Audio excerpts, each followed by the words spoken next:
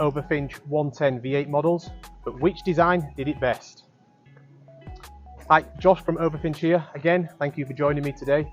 And I have a treat for you guys as we have just finished build of these two very special Defender 110 V8 models. You may be thinking they both look quite similar. Yes, they both are Santorini black, both 110 V8 models. However, when we look inside the vehicles and the Overfinch design, they start to get very different. I'm going to take you a quick walk around video, show you externally and internally the vehicles, and I'd love for you to tell me which one you like best. Or if there's a combination, maybe the wheels off one, the interior off the other, I'd love to see how you design it yourself.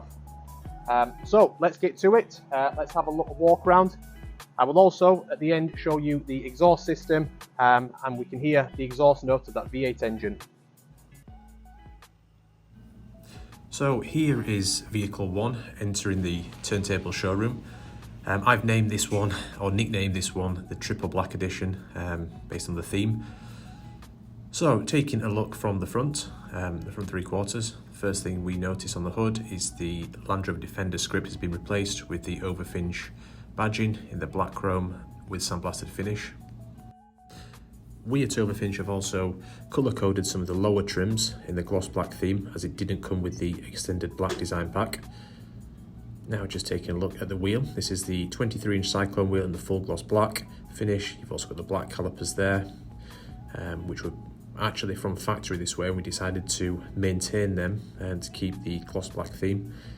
Typically we would change the colour of the calipers, but being with the gloss black theme here, we decided to keep them.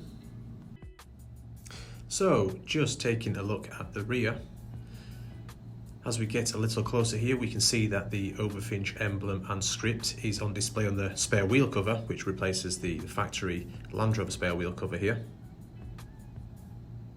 We've also fitted the rear roof spoiler, just adding that more assertive, aggressive, arguably more sporty dimension to the vehicle, certainly from the side profile and rear profile.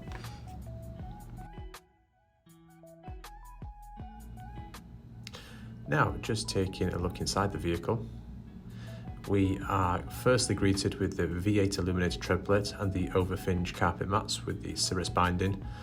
And taking a look at the actual seats themselves, they have been retrimmed in the Overfinch diamond quilt solitaire pattern. That's all ebony with a Cirrus micro pipe and stitch. As you can just make out there, it's a subtle contrast, but enough to add in the detail and character to the overall interior cabin. We've also got the Overfinch emblem there in the headrests. So, as the vehicle spins on the turntable, we introduce vehicle number 2, which I have nicknamed the Duotone, due to the interior theme and also the lettering, which has the Duotone, which we will get to in a second. But as you can see there, the red calipers behind the étoile wheel, a beautiful, beautiful side profile. So just taking a look at the front, the lettering is different on this one. We have the bright chrome with black enamel polished inlay. So that's sort of a two-tone look, which we will see bears resemblance to the interior in just a moment. From the side profile, we have the Overfinch 22-inch étoile wheels in the full gloss black finish in front of the red calipers. Now this wheel was actually designed purposely and exclusively for the Defender model. We have fitted this now to a number of Overfinch 110 V8 models. Definitely one of my favourite wheels and very on theme with the vehicle. So just taking a step inside the vehicle, we are greeted with the same carpet mats and the V8 illuminated silver plates, but this is where it starts to get different. So this is the ebony Cirrus Duotone diamond quilted portfolio interior. As you can see, the diamond sections of this interior have been performed in a Cirrus lighter colour to give that duotone theme. Next up, we have the sound from the exhaust system, so you may want to turn up the volume of this part.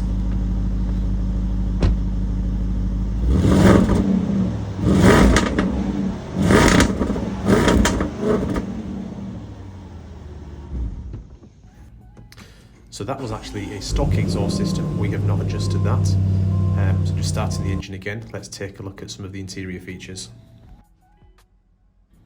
The V8 model comes very well equipped from the factory as standard, heated and cooled seats for example.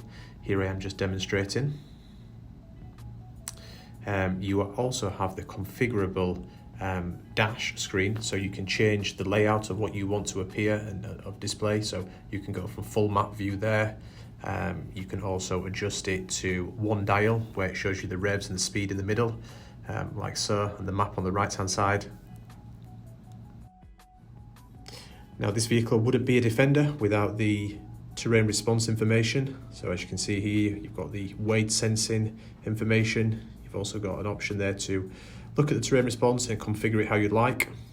And here is an axle view as well. As well as the central dash screen, you can also project the map view onto the center console screen, which is a larger 11.4 inch screen.